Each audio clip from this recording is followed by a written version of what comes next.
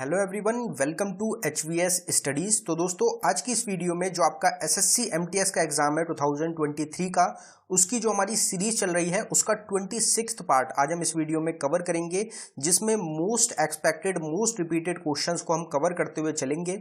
ये सभी question exam based questions हैं। जिस टाइप के क्वेश्चन जिस पैटर्न पे आपके SSC MTS के एग्जाम्स में क्वेश्चन पूछे जाते हैं, उसी टाइप के क्वेश्चंस आज आपको इस वीडियो में देखने को मिलेंगे। अगर आपको वीडियो पसंद आए, वीडियो को लाइक करें, शेयर करें और चैनल को जरूर सब्सक्राइब कर लें। तो चलिए वीडियो को स्टार्ट करते हैं हमारे पहले क्वेश्चन से। तो हमारा पहला क्वेश्चन है, Panthi dance is the most popular folk dance form of which state. तो पंथी नृत्य किस राज्य का सबसे लोकप्रिय लोक नृत्य है? तो इसमें हमारा करेक्ट आंसर छत्तीसगढ़ स्टेट हो जाएगा। छत्तीसगढ़ स्टेट का एक डांस फॉर्म है पंथी डांस। अब यहाँ पे छत्तीसगढ़ जो स्टेट है इसकी बात करी गई है, तो छत्तीसगढ़ की अगर बात करी जाए तो कैपिटल होती है रायपुर। गवर्नर मोस्ट इंपॉर्टेंट रहेंगे, अभी फरवरी में ही अपॉइंट किया गया है। इनसे पहले अनुसुईया यूके थी। अब गवर्नर जो है छत्तीसगढ़ के वो बिश्व भूषण हरिचंदन आपके हो जाएंगे। चीफ मिनिस्टर रहेंगे भूपेश बघेल, जो कि इंडियन नेशनल कांग्रेस से रहेंगे। लेजिस्लेचर यूनिकैमरल है, जिसमें टोटल 90 सीट्स हैं।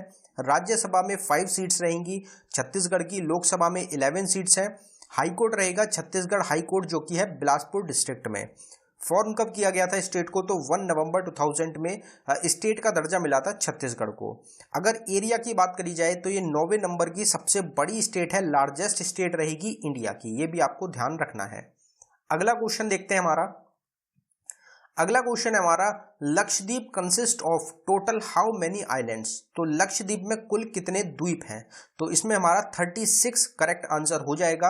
अगर बात करी जाए, आपसे पूछा जाए कि लार्जेस्ट आइलैंड कौन सा है लक्षद्वीप आइलैंड का, तो उसमें आपका आंसर होगा एंड्रोट आइलैंड। एंड्रोट आइलैंड सबसे बड़ा आइलैंड है लक्षद्वीप का। जो सदर्न मोस्ट आइलैंड है लक्षद्वीप का वो कौन सा है? तो वो मिनिकॉय आइलैंड रहेगा। जो बित्र आइलैंड है ये सबसे कम पॉपुलेशन वाला लीस्ट पॉपुलेटेड आइलैंड है लक्षद्वीप का। तो ये आपको ध्यान रखना है। अगला क्वेश्चन देखते हैं हमारा, which one of the following is not correct. तो निम्नलिखित में से कौन सा ऑप्शन सही नहीं है? तो इसमें हमारा करेक्ट आंसर हो जाएगा पंबन आइलैंड केरला। ये हमारा ऑप्शन जो है ये गलत हो जाएगा। बाकी जो हमारे तीनों आइलैंड्स हैं ये बिल्कुल ठीक रहेंगे आपके। रॉस आइलैंड कहाँ पे है आपका? अंडमान निकोबार आइलैंड में लोकेटेड है, ठीक रहेगा ये। मजुली आइलैंड जो कि दुनिया का सबसे बड़ा रिवर आइलैंड है, ये आपका आसाम स्टेट में मिलेगा आपको। ब्रह्मपुत्र रिवर के अराउंड सिचुएटेड है। इसकी रिवर भी आपसे पूछी जाती है, इसकी स्टेट भी आपसे पूछी जाती है एग्जाम में। फिर आपका अब्दुल कलाम आइलैंड रहेगा, ये आपका उड़ीसा में है। अब जो पंबन आइलैंड है ये हमारा क्वेश्चन गलत हो गया, केरला में ये प्रेजेंट नहीं है। तो करेक्ट आंसर क्या होगा हमारा? तो पंबन आइलैंड जो है ये आपको कहां पे मिलेगा? तमिलनाडु स्टेट में। तमिलनाडु स्टेट में है आपका पंबन आइलैंड। अगला क्वेश्चन देखते हैं। अगले क्वेश्चन पे बढ़ने से पहले हम आपको बताना चाहते हैं कि सिर्फ 79 रुपीज में एक स्टैटिक जीके और करंट अफेयर 2022 की ई बुक आपको प्रोवाइड कराई जा रही है, जिसमें कुछ टॉपिक्स जो होंगे हमारे वो होंगे करंट अफेयर के 2022 के, और कुछ टॉपिक्स हमारे स्टैटिक जीके के टॉपिक्स हैं।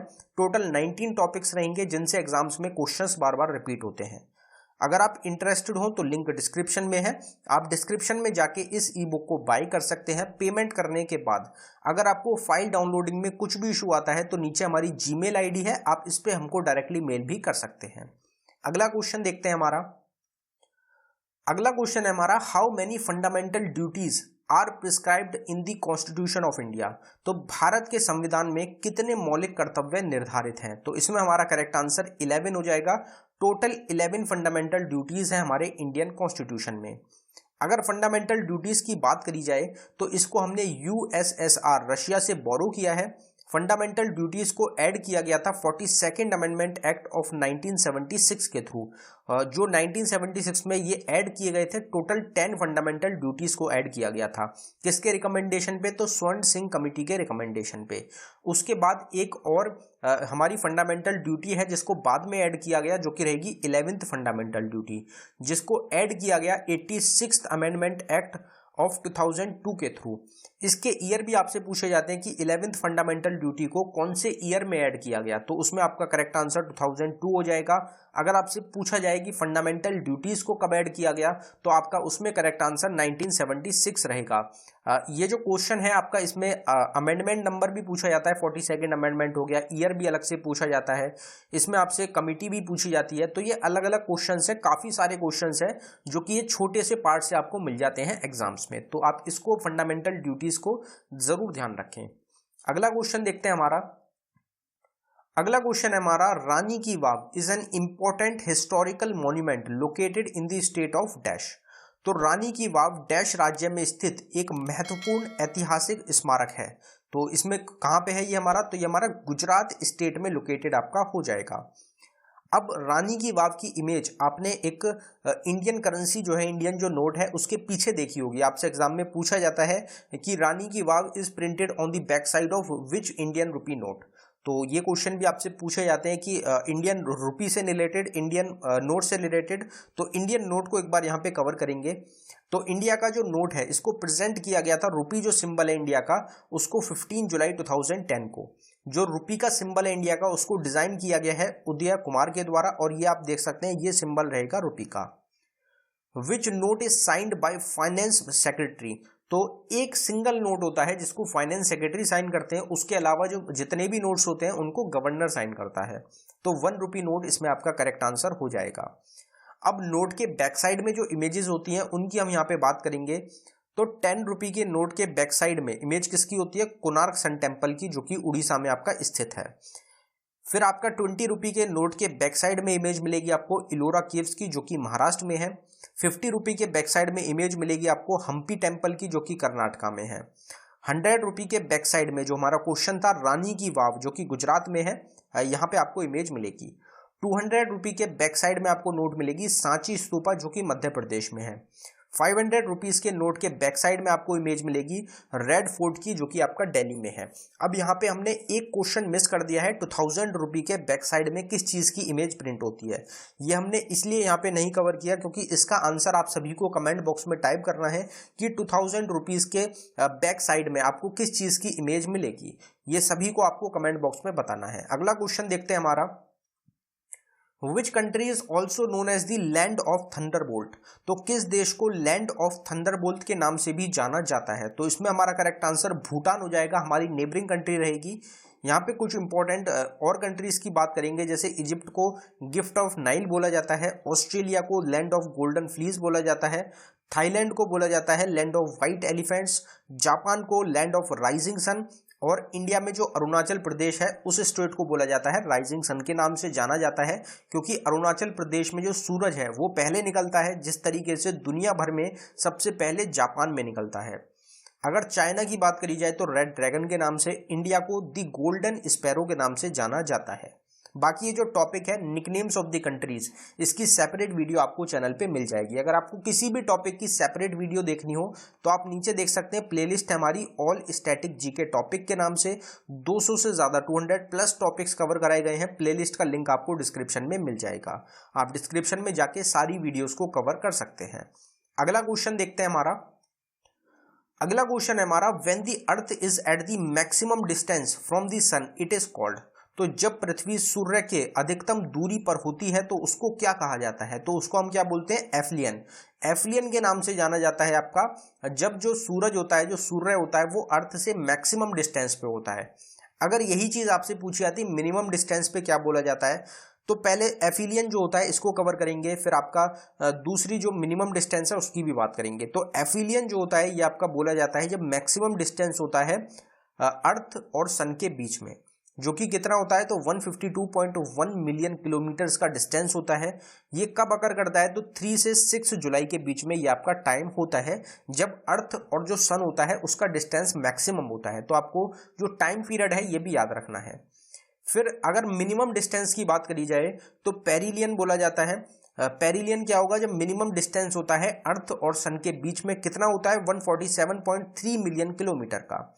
और ये कब अकर करता है, तो 2 से 4 जनवरी 2 to 4 जनवरी के बीच में ये आपका टाइम पीरियड होता है जब मिनिमम डिस्टेंस होता है अर्थ और सन के बीच में। तो दोनों चीजें हैं जो कि आपको याद रखनी है, एग्जाम में आपको मिल सकती हैं। अगला क्वेश्चन देखते हैं, which river is the longest river in the world, तो कौन सी नदी विश्व की सबसे लंबी नदी है? बेसिक क्वेश्चन है, इसमें हमारा करेक्ट आंसर नाइल रिवर हो जाएगा। टोटल 10 कंट्रीज में आपकी फ्लो करती है नाइल रिवर। अब यहां पे अगर बात करी जाए, Nile river flows in Egypt and in 10 other African countries, मतलब टोटल 11 कंट्रीज हो गई, एक तो इजिप्ट हो गई, उसके अलावा 10 और अफ्रीकन कंट्रीज आपकी हो जाएंगी, जिसमें कौन कौन सी कंट्री शामिल है? तो Burundi, Tanzania, Rwanda, Congo, Kenya, Uganda, Sudan, Ethiopia और साउथ सूडान। ये आपकी टोटल 10 कंट्रीज रहेंगी जिनमें आपकी नाइल रिवर जो है फ्लो करती है। और साथ ही साथ जो मेनली ऑप्शन जो मिलता है आपको, वो इजिप्ट कंट्री का मिलता है। इसकी 3 मेन ट्रिब्यूटरीज हैं, जिसमें व्हाइट नाइल, ब्लू नाइल और अटबारा शामिल है। इसमें अटबारा आपकी मोस्ट इंपॉर्टेंट रहती है, एग्जाम में काफी बार देखने को भी आपको मिलती है। अगले क्वेश्चन की तरफ बढ़ते हैं हमारे। तो हमारा अगला क्वेश्चन है कि Tarapur nuclear power station is located in which state, तो तारापुर परमाणु ऊर्जा स्टेशन किस राज्य में स्थित है? तो ये आपका हो जाएगा महाराष्ट्र स्टेट में। महाराष्ट्र स्टेट में मिलेगा आपको तारापुर न्यूक्लियर पावर स्टेशन। यहाँ पे कुछ और इंपॉर्टेंट जो हमारे पावर स्टेशन हैं उनकी बात करेंगे। इनकी इस्टेब्लिशमेंट जो है वो मोस्ट इंपॉर्टेंट रहती है, एग्जाम में बनती है। तो आपका ककरपर एटॉमिक पावर स्टेशन 1993 में स्टैब्लिश हुआ था, गुजरात में लोकेटेड है। कालपक्कम एटॉमिक पावर स्टेशन आपका 1984 में तमिलनाडु में रहेगा। नरोरा एटॉमिक पावर स्टेशन आपका 1991 में स्टैब्लिश हुआ, जो कि उत्तर प्रदेश स्टेट में आपका लोकेटेड है।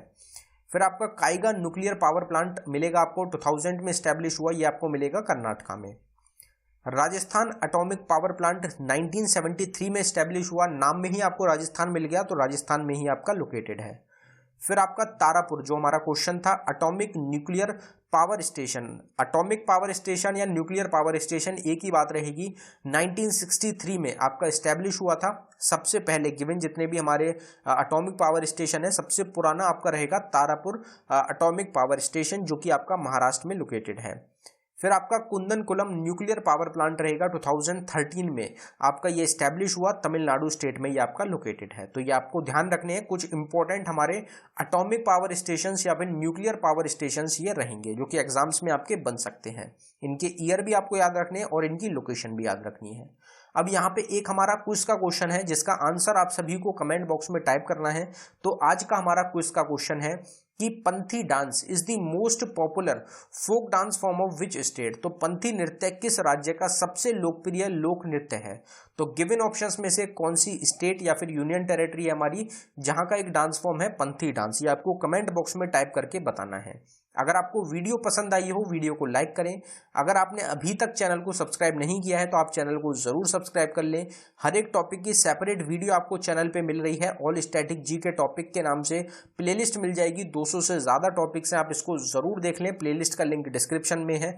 अगर आपको ई बुक्स बाय करनी हो तो ई बुक्स का लिंक भी आपको डिस्क्रिप्शन में प्रोवाइड कराया गया है। आप डिस्क्रिप्शन में जाके हमारी ई बुक्स को भी बाय कर सकते हैं। धन्यवाद।